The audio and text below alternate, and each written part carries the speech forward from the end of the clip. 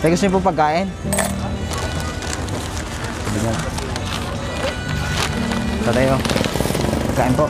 Salamat. Kumusta po kay tatay? Ito, mabuti na araw. Salamat sa iyo. Kahit po ganyan po yung kalagayan nyo ngayon, may mamahal po sa inyo. At yun po ay si Jesus. So yun mga katupa, kami ay nandito sa Antipolo ngayon at kami ay maghahanap ng mga pulubi na ating sishira ng Word of God. At kasama ko ngayon si Brother Raymart or Katupa Raymart. So ayun, nandito kami sa Antipolo ngayon.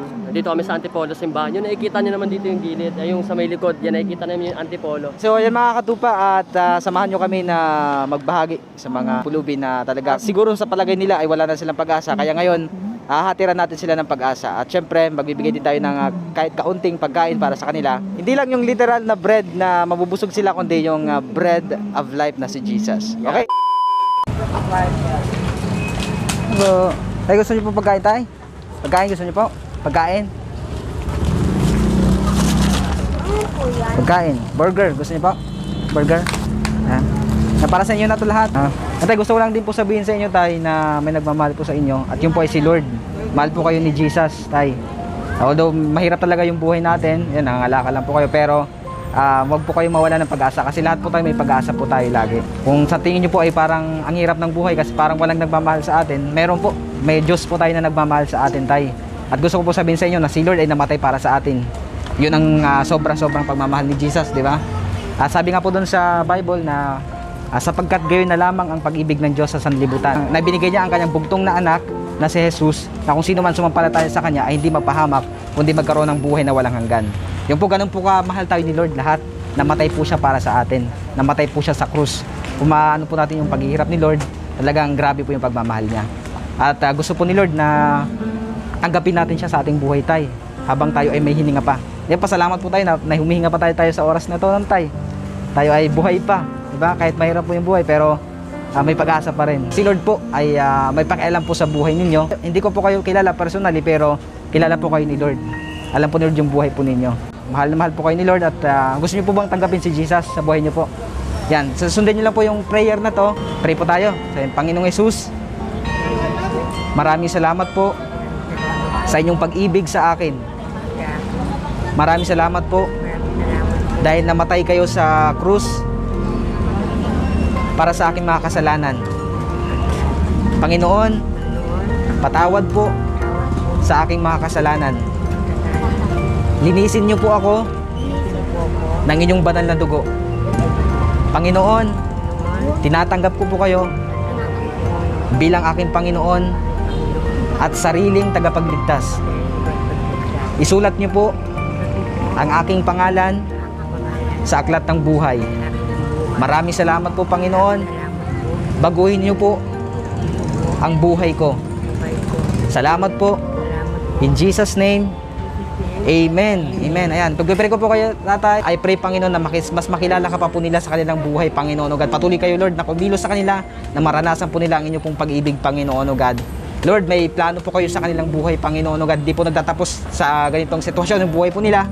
I believe, Lord, na sila po ay sasamahan po ninyo, Panginoon. Pagpalain niyo po, Panginoon, ang kanila pong pangangalakan, Lord. I-bless niyo po sila, maging kanya pong pamilya, Panginoon. Ingatan niyo po sila kahit saan po sila magpunta, Panginoon, O God. Maraming salamat po, Panginoon. In Jesus' name, Amen. Ayan, God bless po. God bless po, Tatay June. God bless po. God bless po. Jesus loves you po. Mahal po kayo ni Lord. God bless po, Tatay. Po. Tingin po. God bless.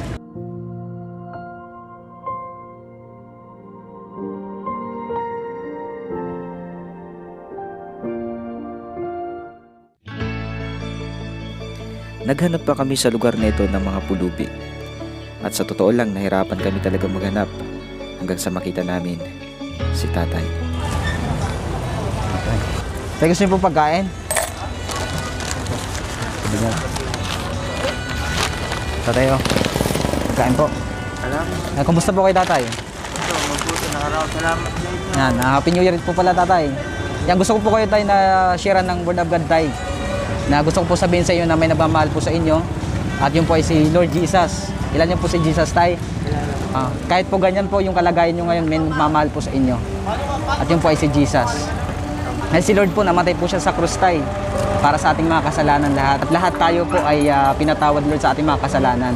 At gusto po ni Lord na tayo ay lumapit sa Kanya. Kasi malapit na pong dumating si Lord. Ngayon po may binibigyan pa tayo ni Lord ng pagkakataon para kilalanin natin siya. Kasi gusto ni Lord na lahat tayo ay maligtas. Mahal na mahal tayo ni Lord tayo. Ngayon, opo. Kaya sabi nga ni Lord po tayo sa Kanyang salita, gayon na lamang yung pag-ibig ng Diyos sa sanlibutan na ibinigay niya ang Kanyang bugtong na anak na kung sino man yung sumampalataya sa Kanya ay hindi mapahamak kundi magkaroon ng buhay na walang hanggan. Kung sino po yung sumampalataya kay Jesus, siya pa yung magkakaroon ng buhay na walang hanggan. Kasi lahat po tayo ay makasalanan tayo lahat eh. At lahat tayo papunta na sa impyerno, pero binigyan po tayo ni Lord ng pagmamahal na sobra-sobra. Ngayon tayo, gusto ko yung ipag-pray at kung gusto niyo po tanggapin si Jesus sa buhay niyo po. Sabi niyo, Panginoong Hesus, maraming salamat po sa inyong pag-ibig sa akin. Patawad po, Panginoon, sa aking mga kasalanan. Linisin niyo po ako ng inyong banal na dugo.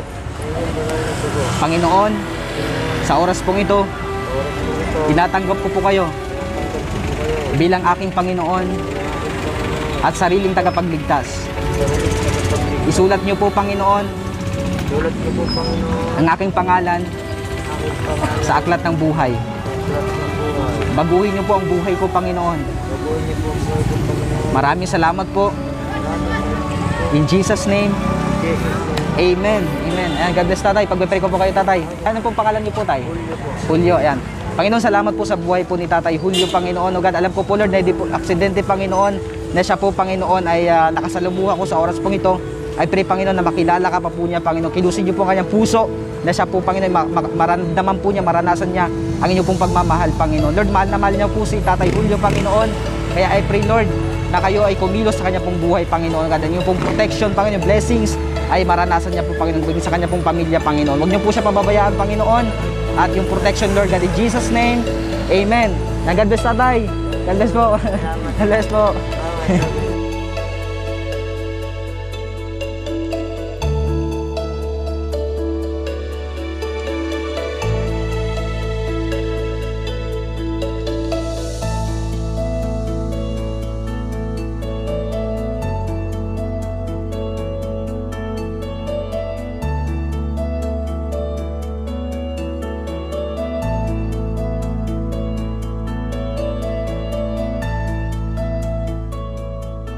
Tuloy-tuloy ang paghahanap namin ng mga pulubi.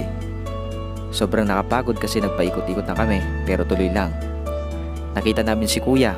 Inakala namin na may problema siya sa pag-iisip, kaya't naisip namin na bigyan na lang siya ng pagkain.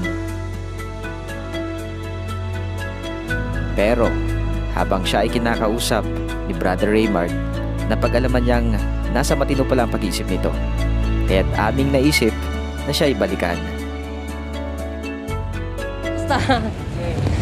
So tayo to, bago ito bigyan ng pera tayo, okay lang ba tayo recite mo ulit ng John 3:16? Oo. Paano tayo? God so loved the world, He gave begotten Son, but the everlasting life. Yan, amen. For God so loved the world That He gave begotten Son, that He gave His only Son, but the everlasting life. that whoever believes in Him should not perish but have everlasting life. Ang galing talaga ni tatay. Pero tayo, saan mo natutunan yan tayo? Sino ako? Ha? Seminaryo ko galing. Sa seminaryo ka galing? Paano ka nakapadpa dito tayo? That's why. That's why I'm here.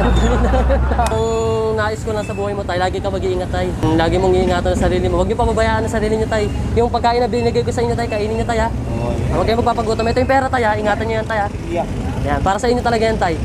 Thank you. Ingat ka lagi tayo. Always. Mahal ka ni Lord tayo. Mahal na mahal tayo ng Diyos. Yan. Sa kanya lang, dahil patay na akong guro. Hindi niya tayo iwan na pababayaan. Tama na akong balan. Buti ngayon tayo, buhay ka pa dahil mahal ka talaga ng Lord. Pag-pray ulit kita tayo, okay lang? Sige, pagkita tayo. Yan, Lord, thank you po Lord sa oras sa ito. Maraming salamat po. Pagpalain niyo po si tatay. Ikaw nga po ang Diyos sa patuloy na kumilos sa kanyang buhay. Ingatan niyo po siya. Araw-araw niyo po siya pagpalain. At patuloy, Panginoon Lord, na we declare sa buhay niya, Panginoon, na patuloy, Panginoon Lord, ikaw nga po ang Diyos sa magbigay sa kanya, Panginoon Lord, na panibagong buhay, Panginoon. Maging kanyang pamilya, pagpalain niyo rin po, Lord. Ingatan niyo po siya, Lord, araw-araw, Panginoon. Salamat, Lord. In Jesus' name, Amen. Amen.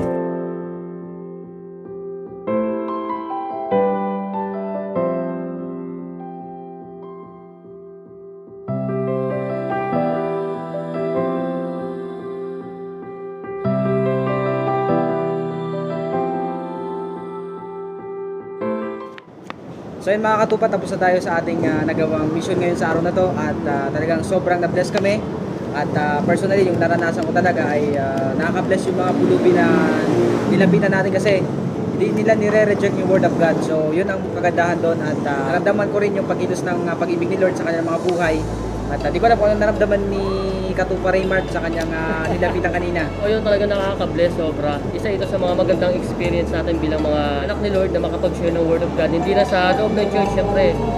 Pwede rin talaga sa labas natin ma-share ang Word of God. As long as talagang nireveal sa atin ng Lord kung ano yung magiging mission natin dito sa mundo na makapag-share ng Word of God. Ito yung isa sa pinakamahalaga na dapat natin gawin. And bukod pa doon, ginagawa namin to hindi para magpasikat, hindi namin to ginagawa para dumami yung likes or mga subscriber. Ginagawa namin to para madakila si Lord sa buhay ng bawat isa sa atin.